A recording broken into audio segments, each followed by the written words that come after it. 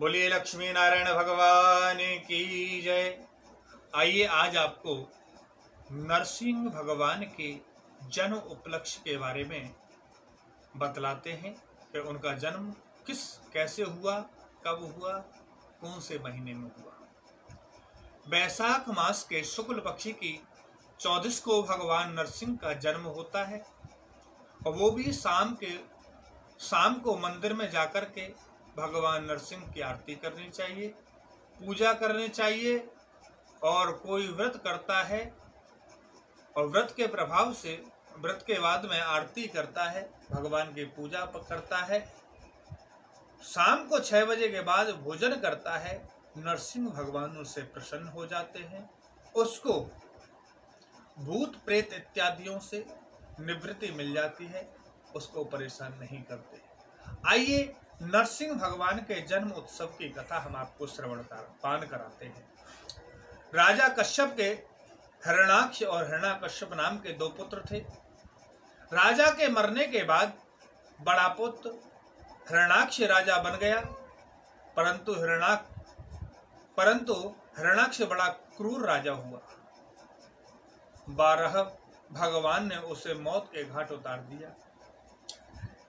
इनके इसी का बदला लेने के लिए उनके भाई हिरण्याकश्यप ने भगवान शंकर को प्रसन्न करके और कठोर तप किया।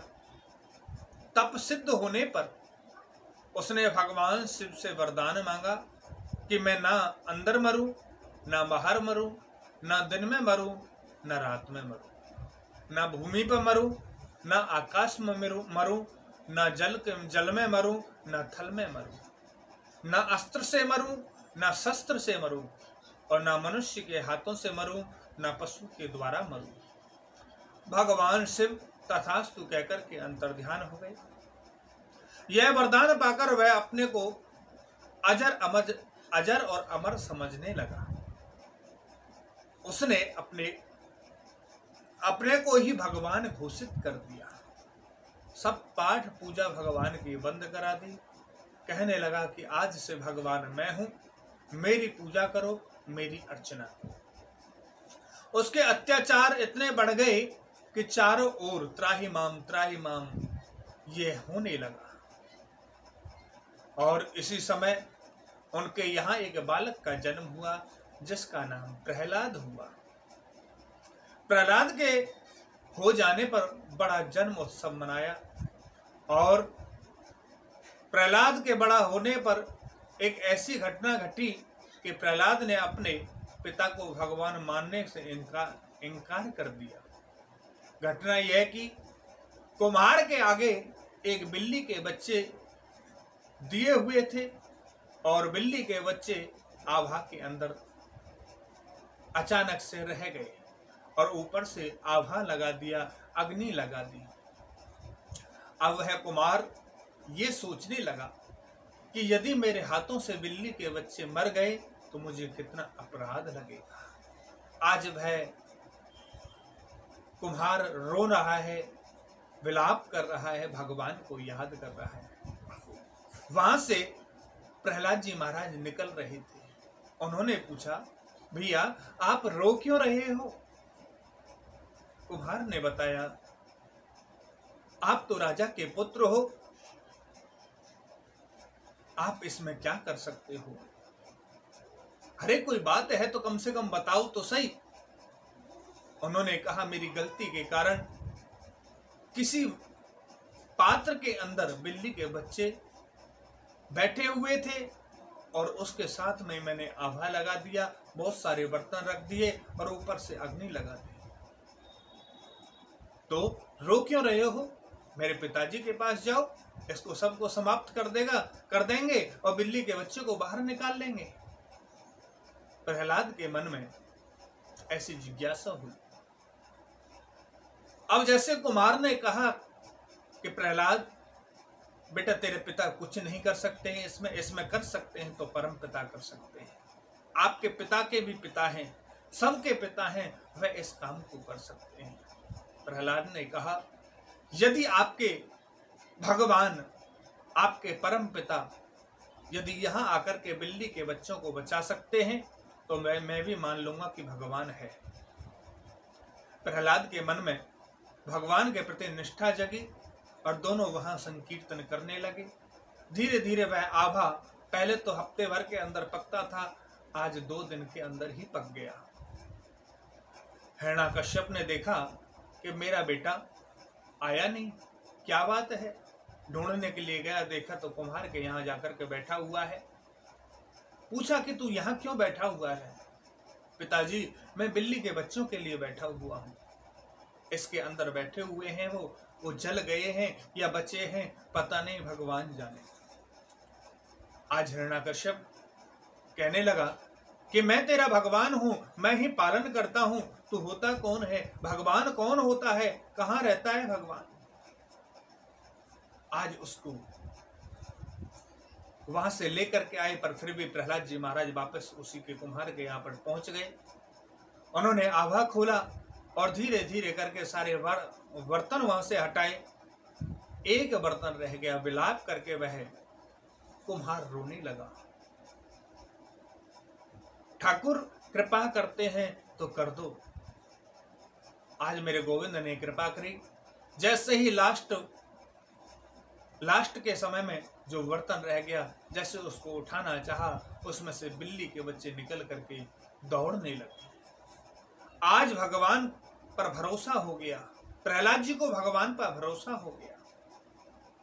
अब तो वह भगवान को भूलना नहीं चाहता।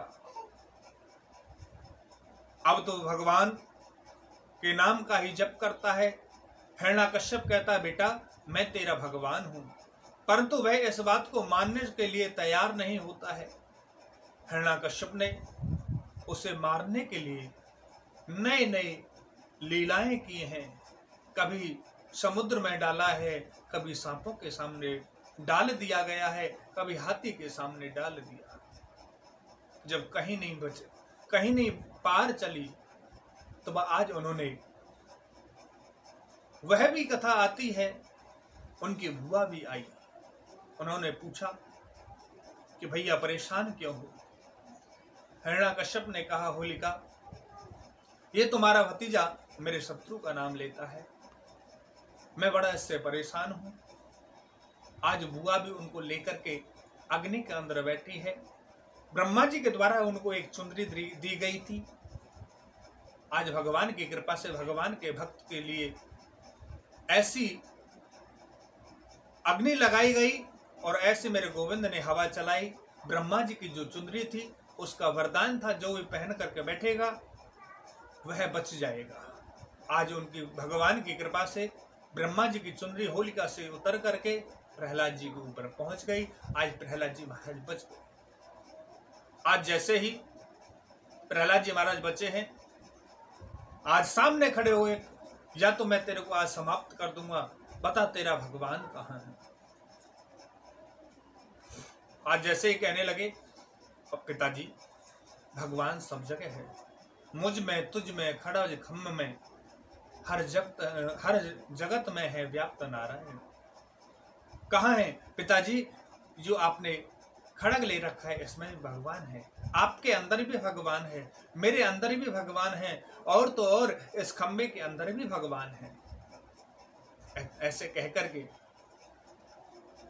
जैसे ही उन्होंने कहा कि खम्भे के अंदर भगवान है, उन्होंने कहा कि जाओ इस खम्भे को गर्म करो, इतना गर्म करो कि लाल हो जाए। अब प्रहलाद जी महाराज देख करके चौंक गए कि खम्भा इतना लाल हो गया है, मेरा भगवान ऐसा तो नहीं कि जल गए हम। आज जैसे ही वहां एक चींटी चलती हुई दिखाई दी, और जैसे ही चींटी चलती हुई दिखाई दी, उन्होंने समझ गए कि भगवान यही है। आज जैसे ही पिताजी से कहा, पिताजी भगवान मेरे खम्भे के अंदर ही हैं। आज जैसे ही खम्भे के अंदर प्रहार करने लगे, उसके अंदर से मेरे गोविंद नरसिंह रूप धारण करके प्रकट हो गए।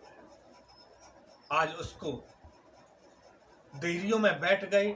संध्या के समय में वैशाख मास के चतुर्दशी,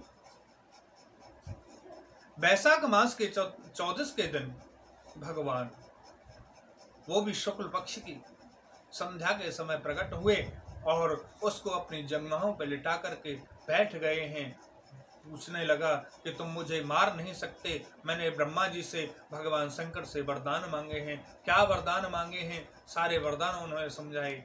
उन्होंने कहा, ना दिन है ना रात है, संध्या का समय है, ना ऊपर है ना नीचे है, ना बाहर है ना भीतर है, तो मैं ना नर से मर सकता, ना सिंह से मर सकता, ना दिन में मर सकता, ना रात में मर सकता। उन्होंने कहा, ये बता मैं नर हूं या सिंह हूं?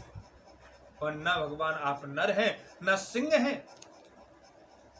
आज उन्होंने कहा कि मैं अस्त्र शस्त्र से नहीं मारा जा सकता। आज नरसिंह भगवान ने अपने लंबे लंबे नाखून हिरण्याकश्यप के पेट में डाल दिए और सारे अंतड़ी निकाल करके अपने गले में धारण कर लिया।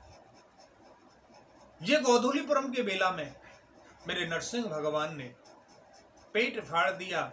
ऐसा विचित्र, ऐसा भगवान का लोक मंगल जो संसार के लिए लोकमय हो, मंगलमय हो, ऐसा भगवान ने उनके सामने अंतड़ियां पहन ली हैं, आंतें पहन ली हैं। आज भगवान के सामने प्रहलाद जी महाराज खड़े हुए हैं, हाथ जोड़कर पिताश्री